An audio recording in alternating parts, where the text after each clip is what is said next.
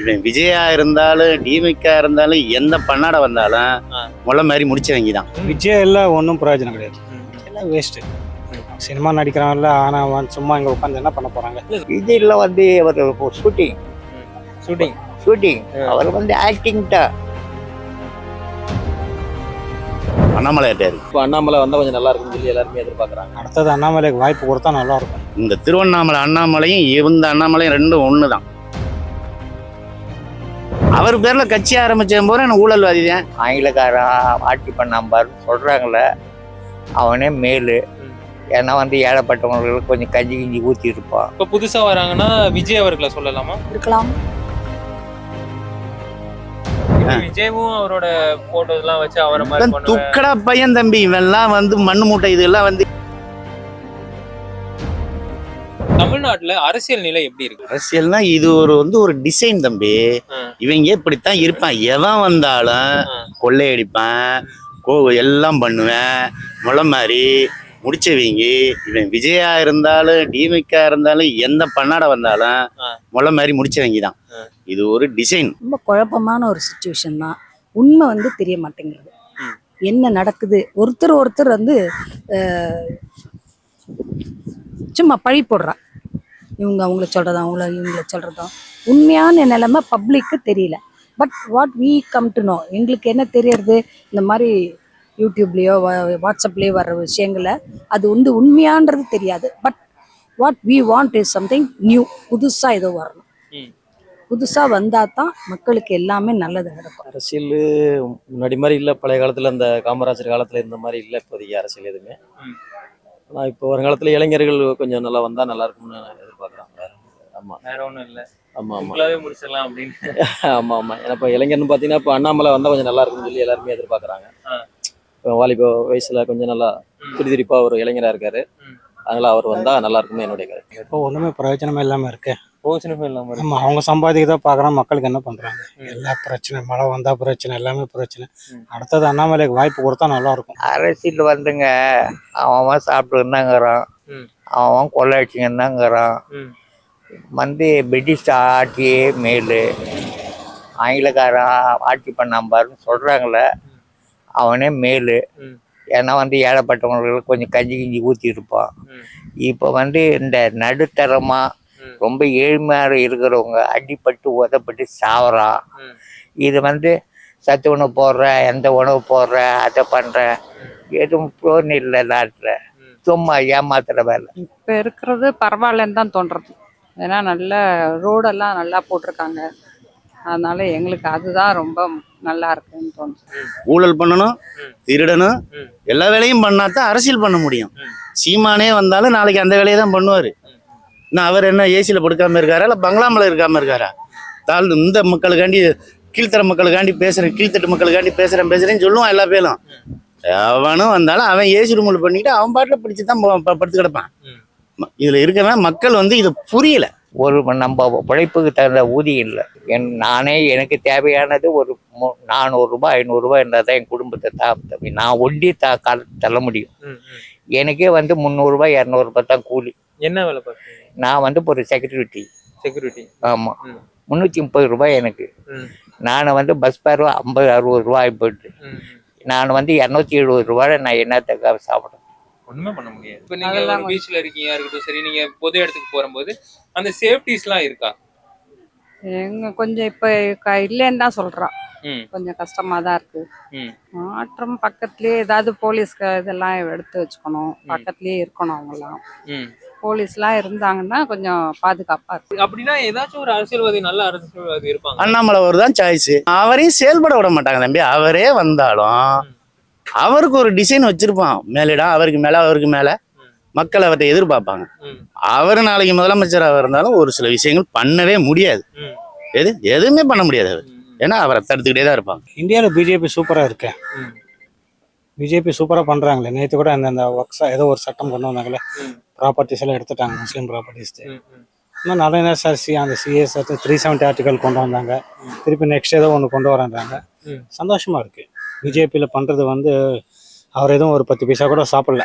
எல்லா அரசியல்வாதி மாதிரி கோடிக்கணக்கில் கொள்ளடிக்கல. சூப்பராக பண்ணுறாரு. அவர் இருக்கிறவங்க அவர் தான் பிரைம் மினிஸ்டராக வரணும். இங்கே பிஜேபி அண்ணாமலைக்கு வாய்ப்பு கொடுத்தா தமிழ்நாடு கண்டிப்பாக உருப்படும். படிச்ச இளைஞர்களுக்கு நல்ல வாய்ப்பு உண்டு.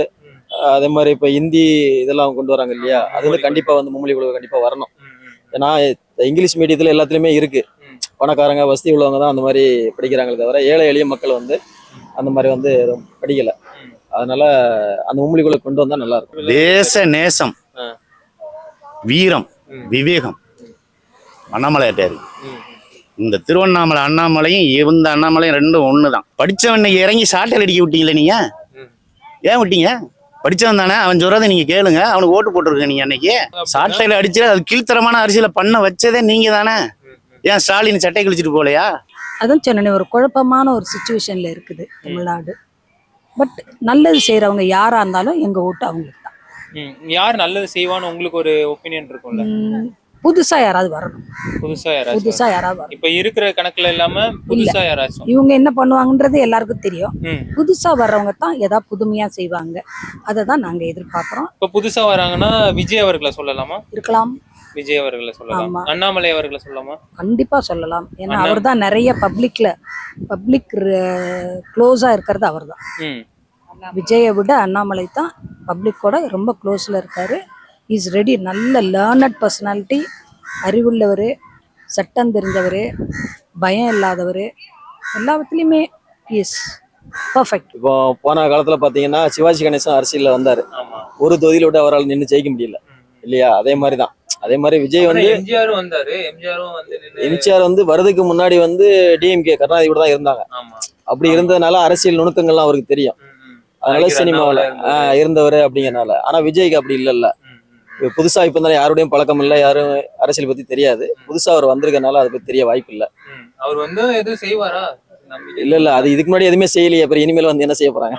அவங்களோட தொண்டர்கள் வருமுன்னு செய்யணும். வரதுக்கு முன்னாடி இப்ப லாரன்ஸ பாத்தீங்கன்னா அவர் அரசியலுக்கு வராரா வரலையான்னு தெரியாது. ஆனா வரதுக்கு முன்னாடி என்னென்ன நலத்திட்ட உதவிகள்லாம் மக்கள் செஞ்சுட்டு வர்றாரு பாத்தீங்களா? அந்த மாதிரி செஞ்சுட்டு அரசியலுக்கு எல்லாரும் வந்தா நல்லா இருக்கும்.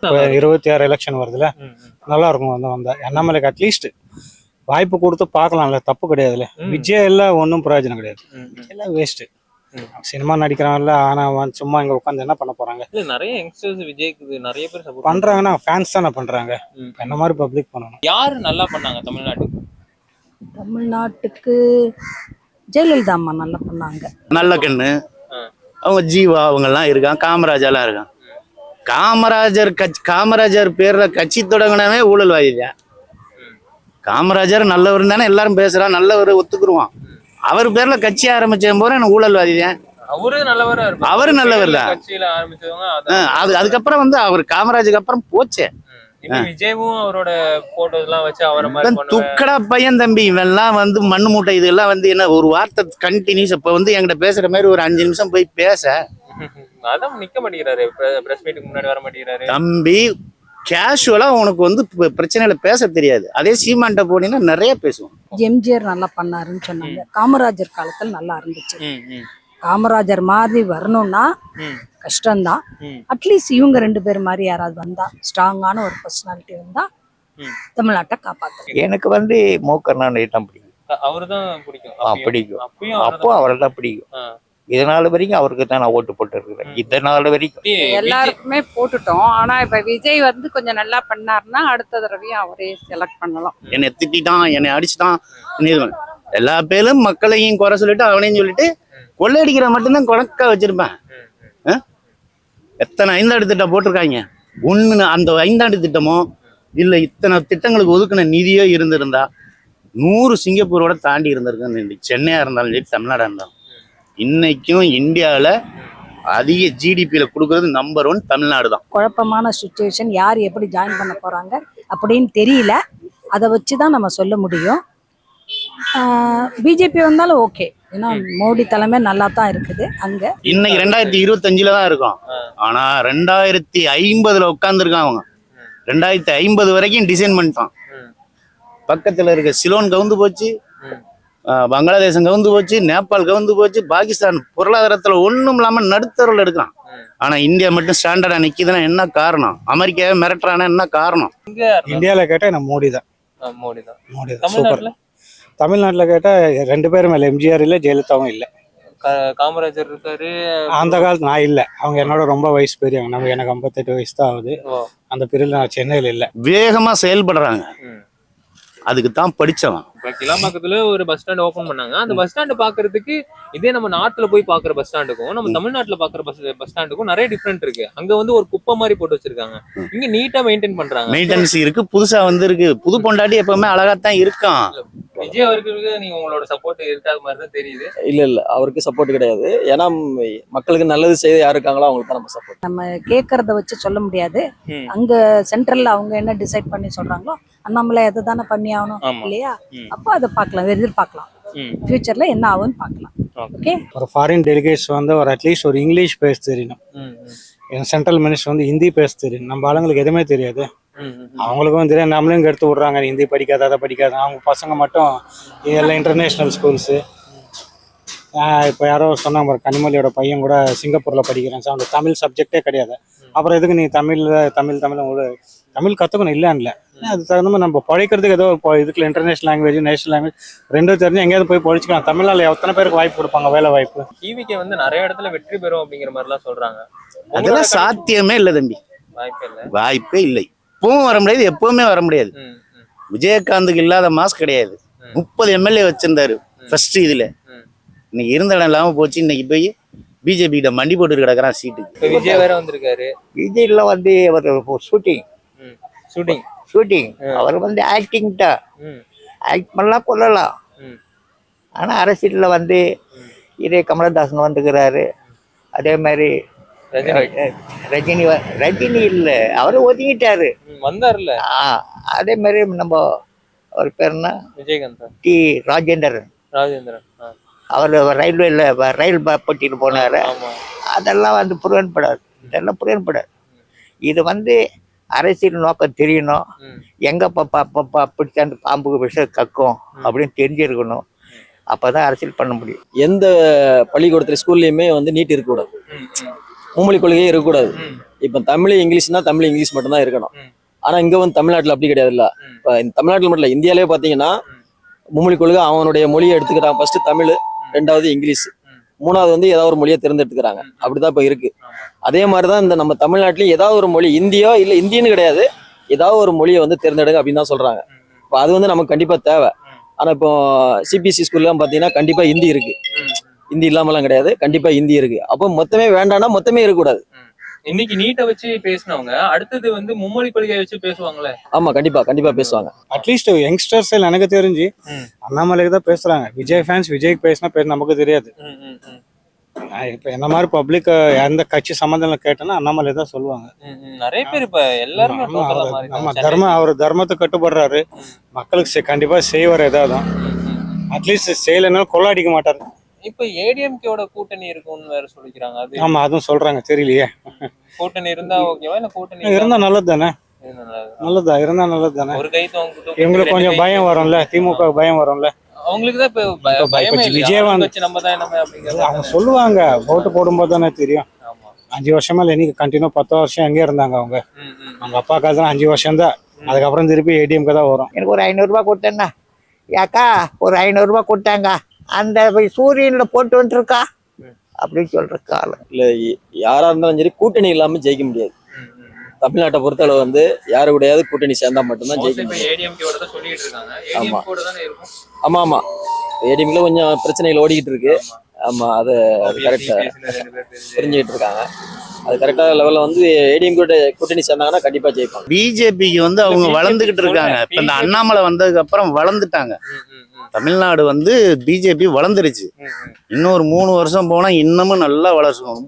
20% 30% அமைட்டாங்கன்னா இவங்க தான். ஏற்கனவே 30% பிஜேபி இது ஏடிஎம் கிட்ட இருக்குன்னா இவங்ககிட்ட 20% இருக்கு, 19%. இப்ப இவங்க இந்த கூட்டணி இப்ப வந்து இருக்கிறது நிலவரப்படி அவங்க தான் படிச்சவன் வரணும். படிச்சவன் வந்ததா நல்லது. அண்ணாமலைக்கு வாய்ப்பு கொடுத்தா கண்டிப்பா தமிழ்நாடு நல்லா இருக்கும். நம்ம சேஃபா தூங்கலாம், எந்த பயமும் இல்லாம தூங்கலாம். எல்லா ராஜ்யமும் அடிக்கிறவர் போட்டி. அதான்